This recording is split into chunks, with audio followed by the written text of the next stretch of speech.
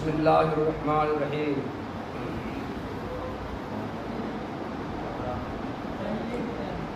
وہو اے ما لہ قیام بذاتہ من العالم اما مرکب من جزئین فصاعدا وهو الجسم وعند البعض لا بد له من ثلاثة أجزاء ليتحقق الأبعاد الثلاثة عن الطول والعرض والعمق وعند البعض من ثمانية أجزاء ليتحقق تقاطع الأبعاد الثلاثة على زوايا قائمة وليس هذا نزاعا لفظيا راجع الاصطلاح حتى يدفع بأن لكل أحد أن يصطلح على ما شاء بل هو نزاع في أن المعنى الذي وضع لفظ الجسم بإزائه هل يكفي فيه التركيب من جزئين أم لا.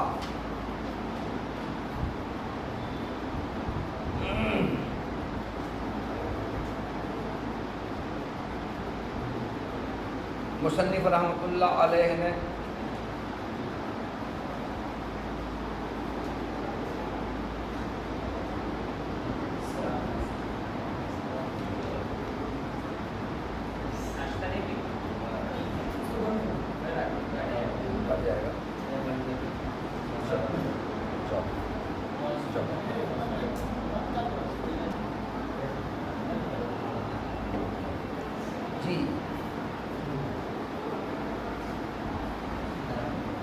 انہوں نے کہا قائم بالذات کی دو قسمیں ہیں اور قائم بالذات سے مراد ممکن ہے. تو قائم بالذات ممکن کی دو قسمیں ہیں. ایک قسم جسم ہے, دوسری قسم جزء لا جزا جوہر فرد ہے, تیسری قسم عرض ہے. تو عالم جو کہ ممکن ہے اس کی کتنی قسمیں ہیں؟ تین قسمیں. عالم جو ممکن ہے اس کی کئی قسم ہیں؟ تین قسمیں ہیں. یا تو وہ جسم ہوگا, یا جوہر فرد جزء لا جزا ہوگا, یا عرض ہوگا. تو عالم جو ممکن ہے اس کی یہی تین قسمیں ہیں. یہاں پر مصنف رحمۃ اللہ علیہ نے وہ ممکن جو قائم بالذات ہے اس کی دو قسمیں کی ہیں. یا تو مرکب ہوگا یا غیر مرکب ہوگا. اگر ممکن قائم بالذات مرکب ہے تو اس کو جسم کہا جاتا ہے, اور اگر غیر مرکب ہے تو اس کو جوہر فرد جزء لا جزا کہا جاتا ہے.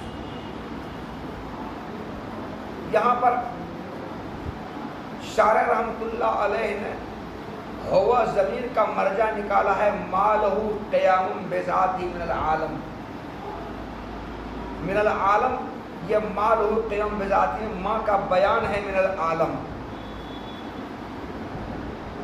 تو ہوا ضمیر کا مرجع ما لہ قیام بذاتہ ہی ہے. ہوا ضمیر کا مرجع کیا ہے؟ ما لہ قیام بذاتہ. یعنی جو چیز قائم بالذات ہے اس کی دو قسمیں, یا تو مرکب ہوگا یا وہ غیر مرکب ہوگا. جو چیز قائم بالذات ہے اس کی دو قسمیں, یا تو مرکب ہوگا یا غیر مرکب ہوگا. تو قائم بالذات تو واجب تعالیٰ بھی ہے, قائم بالذات واجب تعالیٰ بھی ہے. تو کیا واجب تعالیٰ کی بھی دو قسم مرکب غیر مرکب؟ تو واجب تعالیٰ کو چھانٹنے کے لیے, نکالنے کے لیے شارح نے ما لہ قیام بذاتہ مرجع نکال کر ما لہ قیام بذاتہ میں ما کیا بیان لایا من العالم. من العالم یہ ماں کا بیان ہے. اور جب ماں کا بیان لایا تو معلوم یہ ہو گیا کہ عالم میں سے وہ ممکن جو قائم بالذات ہے اس کی دو قسمیں ہیں. عالم میں سے وہ ممکن جو قائم بالذات ہے اس کی دو قسمیں مرکب اور غیر مرکب. تو عالم میں سے وہ ممکن جو قائم بالذات ہے اس کی دو قسمیں ہیں. تو اللہ تعالیٰ تو عالم میں شامل ہے نہیں, اور اللہ تعالیٰ تو ممکن ہے نہیں. اس لیے من العالم کی قید بڑھا کر کے واجب تعالیٰ کو چھانٹ دیا. ان کو جان دیا. اگر من العالم نہ بڑھاتے, صرف یوں کہتے وہ ہوا اے ما لہ قیام بذاتہ اما مرکب اور غیر مرکب. اور وہ یعنی جو چیز قائم بالذات ہے اس کی دو قسم مرکب غیر مرکب. تو اللہ بھی تو قائم بالذات ہے تو اس کی دو قسم ہو جائیں گی, مرکب غیر مرکب. حالانکہ اللہ تعالیٰ نہ مرکب ہے نہ غیر مرکب ہے. اس لیے اللہ تعالیٰ کو چھانٹنے کے لیے اس سے عالم من العالم کی قید بڑھائی، کیا بڑھائی؟ من العالم. تو اب ترجمہ کیا ہو گیا کہ عالم میں سے جو چیز ممکن ہے اس کی دو قسمیں ہیں. عالم میں سے جو چیز ممکن ہے اس کی دو قسمیں ہیں، اور اللہ تعالیٰ عالم میں سے ہے نہیں، وہ عالم سے پرے ہے.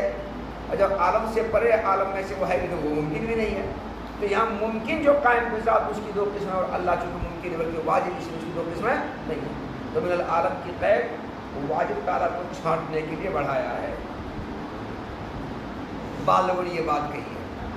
کچھ لوگوں نے کہا کہ نہیں من العالم کی قید یہ واجب تعالیٰ کو چھانٹنے کے لیے نہیں بڑھایا ہے، بلکہ واجب تعالیٰ تو مال ہو قیام بذاتی میں لفظ ماں سے اپنے آپ چھٹ گیا ہے، کیونکہ اس سے پہلے ماتن نے عین کی جو تعریف کی تھی فالآیان مال ہو قیام بذاتی کہا تھا، فالآیان مال ہو قیام بذاتی میں ممکن کہا تھا.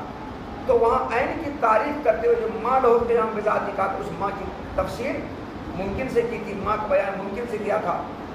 وہاں پر ماں کا بیان ممکن سے لانا اس بات پر قرینہ ہے کہ مال و قیام بذاتی میں ماں سے مراد کیا ہوگا؟ ممکن ہے. اس لیے من العالم نہ بھی لائیں تو بھی ماں سے مراد ممکن ہے، اور جب ممکن ہے تو واجب تعالیٰ اپنے آپ چھٹ گیا، اس میں شامل نہیں ہے. تب من العالم کیوں پڑھا ہے؟ توضیح کے لیے. اس کے لیے توضیح کے لیے جو ممکن قائم بذات اس کی دو قسمیں ہیں. اب وہ ممکن جو قائم بذات اس کی دو قسمیں، ممکن کہاں میں سے؟ عالم میں سے. تو توضیح کے لیے یہ بات اور یہ بات کہی ہے. بہرحال دھیان دو یہاں پر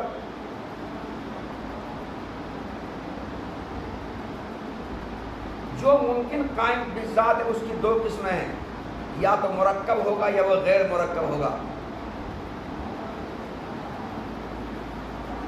فلاسفہ کے یہاں جسم کی ترکیب حیولہ جسمیہ سے ہوتی ہے. کس سے ہوتی ہے؟ جسم کی ترکیب حیولہ جسمیہ سے ہوتی ہے. متکلمین کے یہاں جسم کی ترکیب اجزائے لا یتجزا سے ہوتی ہے. فلاسفہ یہ کہتے ہیں جتنے اجسام دنیا میں ہیں وہ مرکب کس سے ہیں؟ حیولہ جسمیہ سے. اور متکلمین کیا کہتے ہیں دنیا میں جتنے اجسام ہیں وہ سب کس سے مرکب ہیں؟ اجزائے لا یتجزا سے، جواہر فردہ سے. متکلمین نے فلاسفہ سے ہٹ کر، ان کے مسلک ان کے عقیدہ سے ہٹ کر ان سے اختلاف کرتے ہوئے یہ کیوں کہا کہ جتنے اجسام ہیں سب جواہر فردہ اجزائے لا یتجزا سے مرکب ہے؟ کیوں کہا انہوں نے؟ اس لیے کہا کہ اگر حیولہ جسمیہ سے مرکب اجسام کو مانا جائے تو عالم کا قدیم ہونا لازم آئے گا. کیسے قدیم ہونا لازم آئے گا یہ بیان آگے چل کر کے 1-1.5 مہینہ 2 مہینے کے بعد آئے گا. آپ ذہن میں اس بات کو کیسے آئے گا.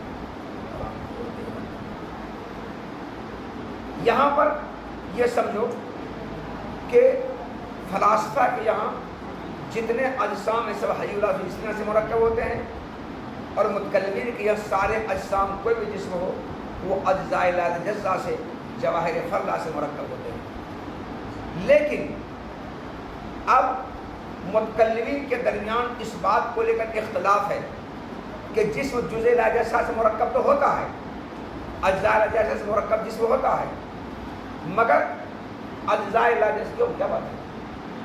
وہ بات ہے کیا؟ ہنسو مت، ہنسنا نکل جائے. تمہاری مسکراہٹ پر فتنہ ہے. رکھو ہنسنا، ہم کو بھوک لگی ہم کھانے رہے پڑھا رہے تم ہنسنا. اگر ہنسنا ہے تو نکل جاؤ.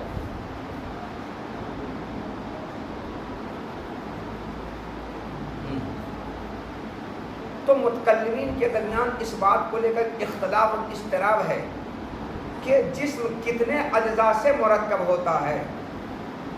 جمہور اشاعرہ کہتے ہیں کہ جسم 2 جزوں سے مرکب ہوتا ہے. جسم کے مرکب ہونے کے لیے 2 جز کافی ہے، 2 جز کا ہونا ضروری ہے. جسم کی ترکیب کا تحقق 2 ہی جزوں سے ہو جاتا ہے، 2 ہی جز ترکیب کے لیے کافی ہے، تیسرے کی ضرورت نہیں ہے. جمہور اشاعرہ یہ کہتے ہیں. بعض اشاعرہ کہتے ہیں کہ جسم کی ترکیب کے لیے، جسم کے مرکب ہونے کے لیے 3 اجزاء کا ہونا ضروری ہے. کتنا؟ 3 اجزاء کا ہونا ضروری ہے. اور معتزلہ میں ابو علی جبائی ان کا کہنا ہے کہ کوئی بھی جسم 8 اجزاء سے مرکب ہوتے ہیں. کتنے سے؟ تو معتزلہ متکلمین میں سے ہیں اور سارے متکلمین کہتے ہیں کہ جسم مرکب ہوتا ہے اجزاء اجزاء سے۔ اب ان متکلمین کے درمیان اختلاف ہے کہ جسم مرکب ہوتا ہے اجزاء اجزاء سے، مگر کتنے جزء سے مرکب ہوتا ہے؟ جمہور اشارہ کرتے ہیں 2 جزوں سے، اور بعض اشارہ کرتے ہیں 3 اجزاء سے، اور معتزلہ بھی متکلمین میں سے ہیں، وہ کہتے ہیں 8 اجزاء سے۔ یہ متکلمین کے درمیان جو اختلاف ہوا اور اضطراب ہوا جسم کے ترکیب کے تحقق کے لیے، یہ اختلاف کیوں ہوا، یہ اضطراب کیوں ہوا، یہ بے چینی کیوں پائی گئی؟ اس اختلاف کی بنیاد، اس اضطراب کی بنیاد جسم کی تعریف کے مختلف ہونے پر ہے۔ چونکہ جسم کی تعریف ان لوگوں نے مختلف کی ہے، جمہور اشاعرہ نے جسم کی تعریف کچھ اور کی ہے، بعض اشاعرہ نے جسم کی تعریف کچھ اور کی ہے، اور معتزلہ نے جسم کی تعریف کچھ اور کی ہے۔ تو چونکہ جسم کی تعریف میں اختلاف ہوا، اس لیے جسم کی ترکیب کے لیے کتنے اجزاء ضروری ہوں گے، اس میں بھی اختلاف ہوا۔ تو اس اختلاف کی بنیاد اس اختلاف پر ہے۔ آری بات سمجھ رہے ہیں؟ جمہور اشاعرہ نے جسم کی تعریف یہ کی کہ جسم کہا جاتا ہے جوہر مرکب کو، یہ جوہر ہے، یہ مرکب ہے، جسم کہا جاتا ہے جوہر مرکب کو۔ اور جب جسم جوہر مرکب کو کہا جاتا ہے، جسم کی تعریف یہی ہے، جب جوہر مرکب کو جسم کہا جاتا ہے تو اس جسم کی ترکیب کا تحقق 2 ہی جزوں سے ہو جاتا ہے، جسم مرکب 2 ہی جزوں سے ہو جاتا ہے، جسم کی ترکیب کے لیے 2 ہی جز کافی ہیں، 2 ہی جز ضروری ہے، تیسرے جز کی ضرورت نہیں ہے۔ یہ جمہور اشاعرہ کی بات ہے۔ بعض اشاعرہ نے جسم کی تعریف کی کہ جسم کہا جاتا ہے قابل ابعاد ثلاثہ کو، جسم اس جوہر کو کہا جاتا ہے جن میں 3 ابعاد ہوں، طول ہو، عرض ہو، عمق ہو۔ تو جس جوہر میں یہ 3 ابعاد ہوں ان کو جسم کہا جاتا ہے، تو جسم قابل ابعاد ثلاثہ کو کہا جاتا ہے۔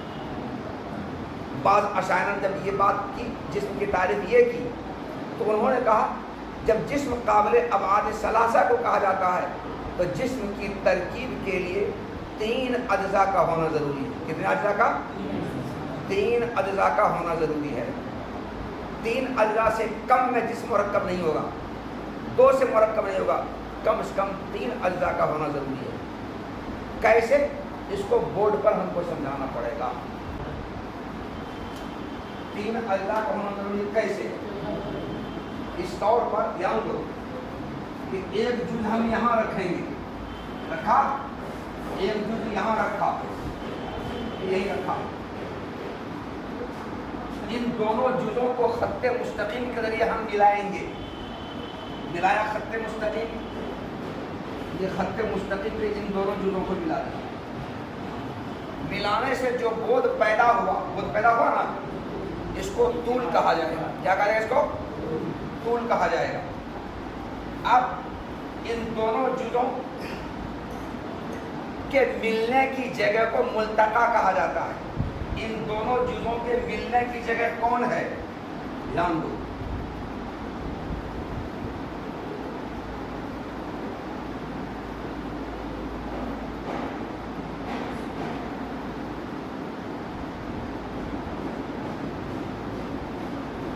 ان دونوں جزوں کے ملنے کی جگہ یہ ہے، اس ملتقا پر ایک جز ہم نے رکھا۔ اب یہ ملتقا پر جو ایک جز ہے، ایک جز یہ کیا کرے؟ دونوں جزوں کو جو خط مستقیم ملا اس کو طول کہا ہے، اور دونوں کا ملتقا یہ ہوا۔ ملتقا کا پتہ کیسے چلا؟ اسٹیمن بکس جو کانٹا ہوتا ہے اس کا اپنا پنسل رکھ کر کے یہاں ایسے کرو گے اور یہاں ایسے کرو گے، جو ملنے کی جگہ ہوگی وہی ملتقا کہلائے گا۔ ان دونوں جزوں کے ملنے کی جگہ یہ کہلائے گا۔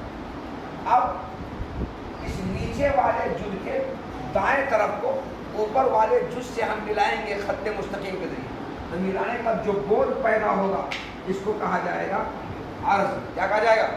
عرض۔ اور اوپر والے جز کو نیچے والے جز کے بائیں طرف سے خط مستقیم سے ہم ملائیں گے، ملانے سے جو بود پیدا ہوگا وہ عمق کہا جائے گا۔ کیا کہلائے گا؟ وہ उमुक कहलाएगा। आम तौर पर उर्फ में तूल कहा जाता है सबसे लंबा को, इसको कहा जाता है सबसे लंबा जो बोल होता है उसको तूल कहा जाता है, और सबसे छोटा जो बोल होता है उसको उमुक कहा जाता है, और बीच वाले को क्या कहता है? अर्ज कहा जाता है। मगर यहाँ पर जो सबसे पहले फर्क किया गया वो है तूल, और जो उसके बाद फर्क किया गया है वो अर्ज, और जो उसके बाद फर्क है वो है उमुक।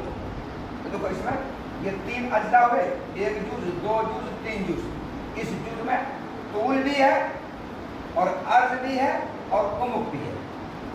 ये एक जिस्म हुआ, ये काबिल अबाद सलासा हुआ। इस काबिल अबाद सलासा देखो, ये काबिल अबाद सलासा है, 3 बोध को कूल के हुआ है ना, 1 बोध, 2 बोध, 3 बोध, काबिल अबाद सलासा, ये जिस्म हो गया। देखो इस जिस्म में 3 अज्जा हैं कि नहीं, तो जिस्म कहा जाता है काबिल उस जौहर को जो काबिल अबाद सलासा है। ये जौहर है, ये काबिल अबाद सलासा है, ये जिस्म है, और इसके लिए 3 अज्जा का होना जरूरी है। इसके मुरक्कब 3 अज्जा है ना, 3 अज्जा है। ये बात अशारा का कहना है। लेकिन मुतज़िला का ये कहना है कि जिस्म की तारीफ में उनका इख्तिलाफ है। वो ये कहते हैं जिस्म कहा जाता है उस जौहर को जिसमें 3 बोध हो, मगर उन तीनों अबाद का एक दूसरे को काटते हुए जाविया कायमा बनाते हुए गुजरना मुमकिन हो। जिस्म उस जौहर को कहा जाता है जिस जौहर में तीनों अबाद का एक दूसरे को काटते हुए जाविया कायमा बनाते हुए गुजरना मुमकिन हो। एक दूसरे को काट कर जाविया कायमा बनाते हुए गुजरना मुमकिन हो, ऐसे जौहर को क्या कहा जाता है? जिस्म। इसके लिए 8 अज्जा का होना जरूरी है। जिस्म की तरकीब के लिए 8 अज्जा का होना जरूरी है। कैसे कहा उन्होंने 8 अज्जा? ध्यान दो। नंबर 1 जुज हमने यहाँ रखा, ठीक है, दूसरा जुज हमने यहाँ रखा, दोनों जुजों को हमने मिलाया, दोनों जुजों को हमने खत्ते मुस्तकीम पे मिलाया। मिलाने से जो दोनों में बोध पैदा हुआ, ये क्या कहलाया? तूल। क्या कहलाया? तूल। अब इसका एक मुल्तका होगा ऊपर, एक मुल्तका होगा नीचे। देखो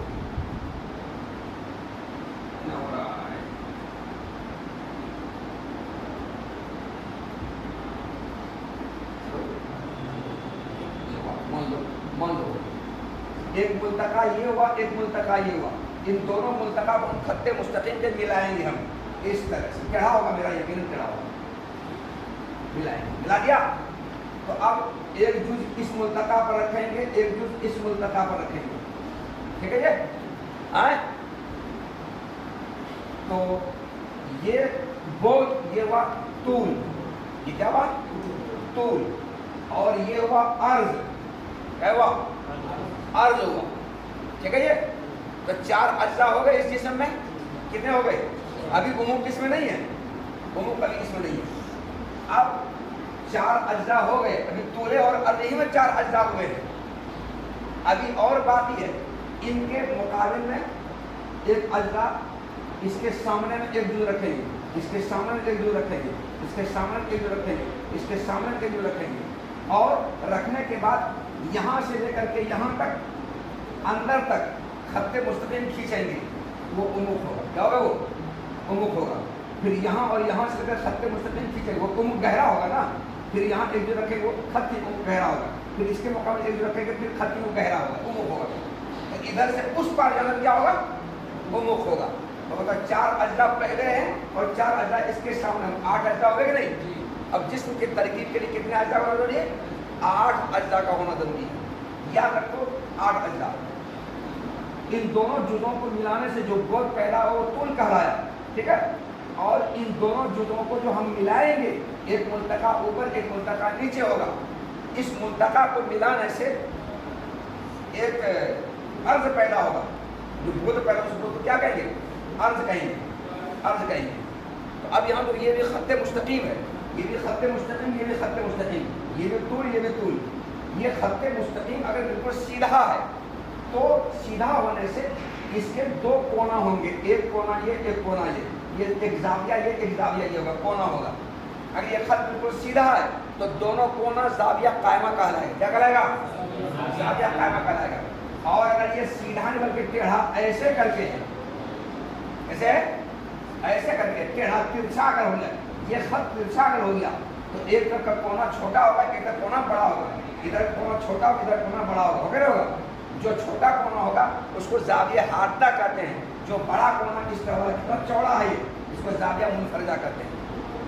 تو بات یہ زاویہ حادہ، زاویہ منفرجہ یہ ہم نے ذہن میں بتلا دیا، اس کی ضرورت نہیں ہے۔ ہم کو صرف بتلانا یہ ہے کہ اس میں دیکھو جسم کے تحقق کے لیے 8 اجزاء کا ہونا ضروری ہے۔ یہ 8 اجزاء ہوئے کہ نہیں؟ جیسے آدمی اگر کھڑا ہو تو ایک بود تو یہ طول ہوا اور دوسرا بود ادھر سے ادھر شمال سے یہ دوسرا بود ہوا، یہ ہم پچھم سے کھڑا ہو جائیں گے، ایک بود تو یہ ہوگا، دوسرا اتر سے دکن دوسرا بود ہوگا، اور تیسرا پچھم سے پورب کی طرف ایک بود جائے گا، یہ کیا ہوگا؟ تیسرا ہوگا۔ اور تیسرا بود، اس تیسرے بود بتاؤ 8 اجزاء ہوئے، کتنے ہوئے؟ 8 اجزاء۔ 4 اجزاء تو سامنے میں، 4 اجزاء پیچھے ہیں، 8 اجزاء ہوئے۔ تو معتزلہ نے یہ کہا کہ جسم کے تحقق کے لیے 8 اجزاء کا ہونا ضروری ہے، جب تک 8 اجزاء نہیں ہوں گے جسم مرکب نہیں ہوگا۔ بس ہو گیا، اللہ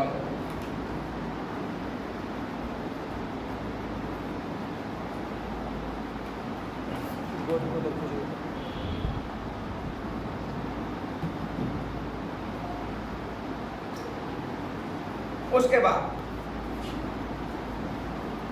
شارح کہتے ہیں کہ یہ جو اختلاف سامنے میں آیا، بعض حضرات کہتے ہیں جمہور اشاعرہ کہ جسم کی ترکیب کے لیے 2 ہی جزوں کا ہونا کافی ہے، بعض اشاعرہ نے کہا کہ 3 اجزاء کا ہونا ضروری ہے، معتزلہ نے کہا 8 اجزاء کا ہونا ضروری ہے۔ اختلاف آیا نا، یہ اختلاف کریے اختلاف لفظی ہے۔ کیا یہ اختلاف لفظی ہے، مگر یہ اختلاف لفظی تو ہے، مگر یہ اختلاف لفظی اصطلاحی نہیں ہے، بلکہ یہ اختلاف لفظی عرفی اور لغوی ہے۔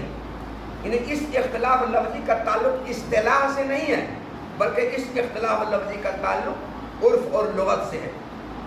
اگر اصطلاح سے ہوتا تو یہ کہہ کر کے ٹال دیا جاتا بھائی ہر ایک کو حق ہے اپنی اپنی مرضی کے مطابق اصطلاح بنائے، اصطلاح قائم کرے۔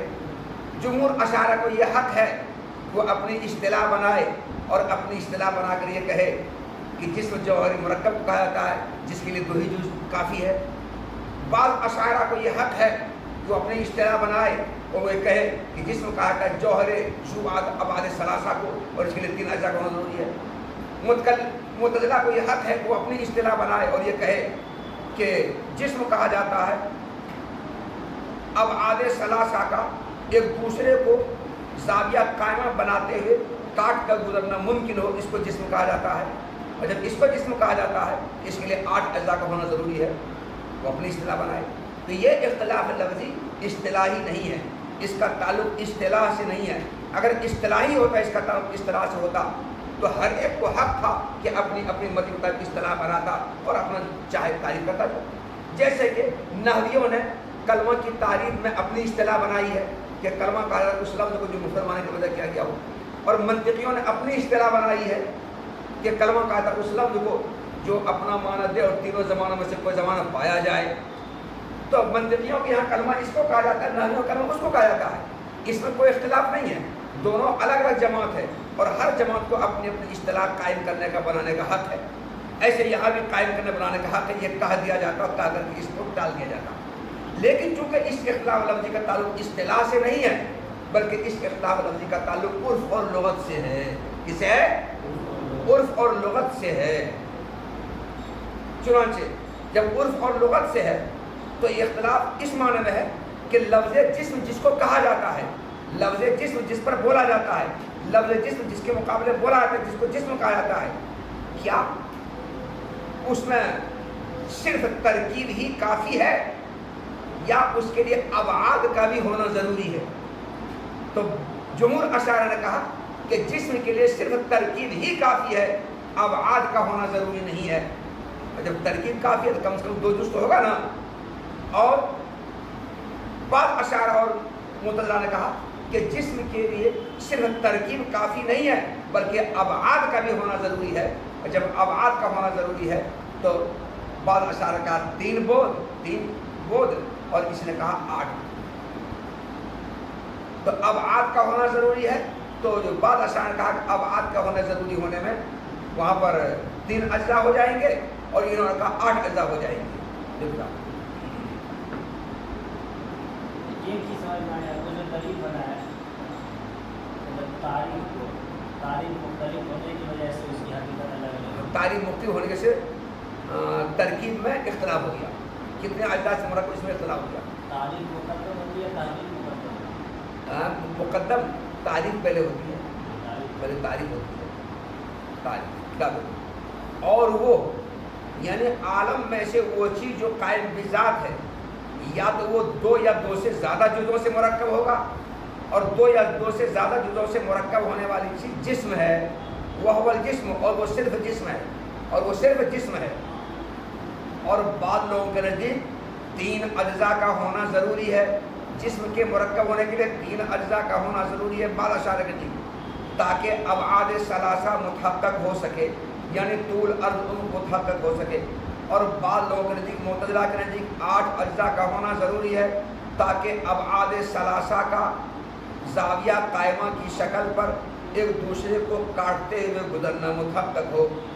اختلاف ہو گیا، اور یہ جو اختلاف سامنے آیا بے شک یہ اختلاف لفظی ہے، مگر یہ ایسا اختلاف لفظی نہیں ہے جس کا تعلق اصطلاح سے ہو کہ یہ کہہ کر کے ٹال دیا جائے کہ ہر ایک کو حق ہے کہ اپنی مرضی کے مطابق اصطلاح بنائے، بلکہ یہ اختلاف اس معنی میں ہے، اس اختلاف کا تعلق عرف و لغت سے ہے، بلکہ یہ اختلاف اس معنی میں ہے کہ جس کے مقابلے میں لفظ جسم وضع کیا گیا ہے، اس کے مقابلے میں لفظ جسم وضع کیا گیا ہے، یعنی جس کو جسم کہا جاتا ہے، بلکہ اختلاف اس معنی میں ہے کہ جس کے مقابلے لفظ جسم وضع کیا گیا ہے، کیا اس میں صرف ترکیب 2 جزوں سے ترکیب کافی ہے یا ترکیب کے ساتھ ساتھ ابعاد کا بھی ہونا ضروری ہے؟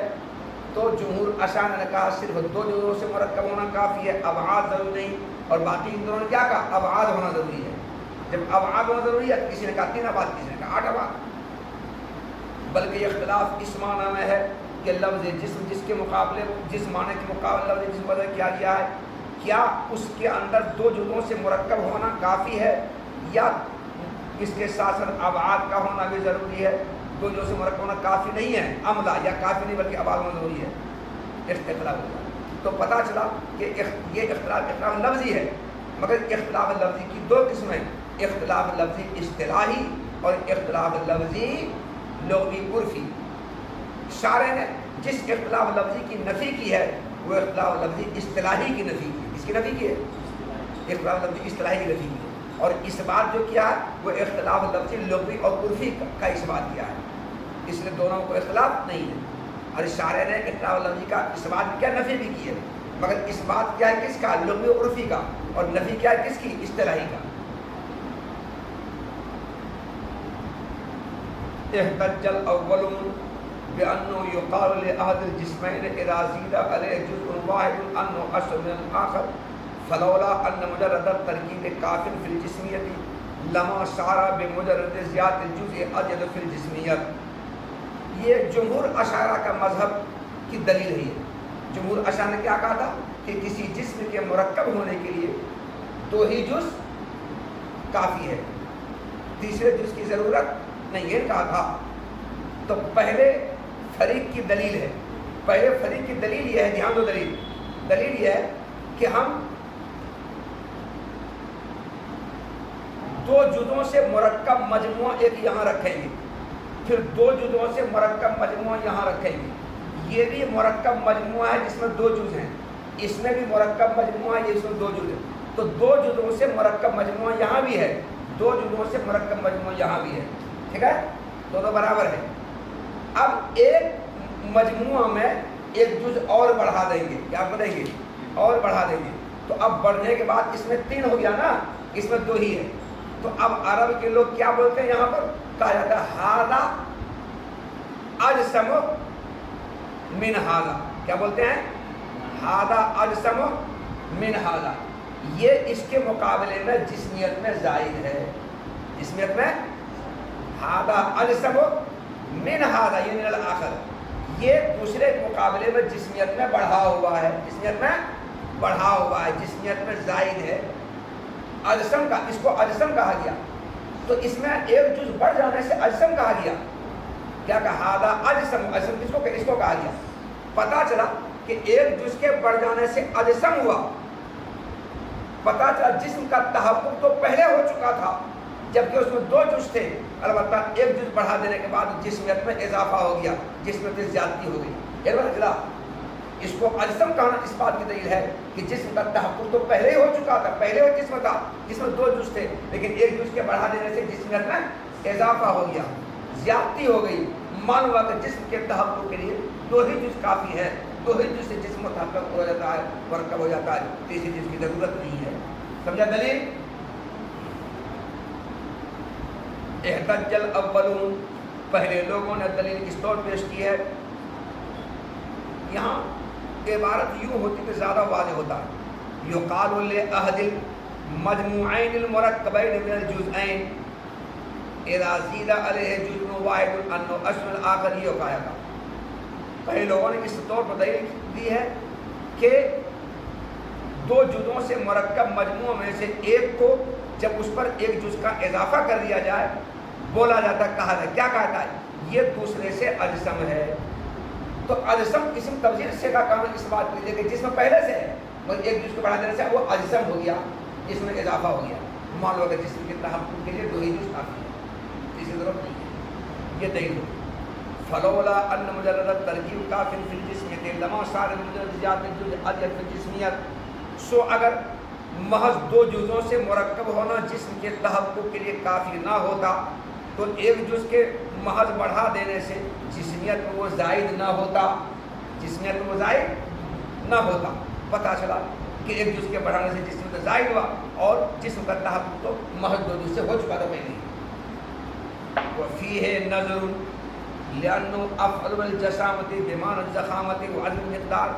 يقال جسم الشيء أي أعظم فهو جسيم وجسام بالزم والكلام في الجسم الذي هو اسم الله صفة. جواب یہ ہے کہ صاحب جمہور اشاعرہ نے اپنی بات کو ثابت کرنے کی جو دلیل پیش کی ہے یہ دلیل محل اشکال ہے، یہ دلیل ناقابل چل ہے. اس دلیل میں نظر ہے، اس دلیل کو ہم تسلیم نہیں کرتے. یہ دلیل تب صحیح ہوتی جبکہ اجسم یہ صیغہ صفت نہ ہوتا بلکہ یہ اس میں ذات ہوتا. کیا ہوتا؟ اس میں ذات ہوتا. مگر یہاں پر اجسم یہ صیغہ صفت ہے. کیا یہ صیغہ صفت ہے؟ یہ اس میں ذات نہیں ہے. جب صیغہ صفت ہے اجسم تو اجسم افعل کے اندر پر یہ صیغہ صفت ہے اور یہ جسم سے مشتق نہیں ہے بلکہ جسامت سے مشتق ہے. اسے جسامت، اور جسامت کے بناتا موٹا ہونا، مقدار کا بڑا ہونا. اگر یہ جسم سے مشتق ہوتا تب اجسم کے معنی ہوتا ہے جسمیت میں زائد ہونا، مگر یہ جسامت سے مشتق ہے اور جسامت کے معنی موٹا ہونا، مقدار کا بڑا ہونا، یہ معنی آتا ہے. چنانچہ باب کرما سے آتا ہے جسما یجسم، کارما یکرم.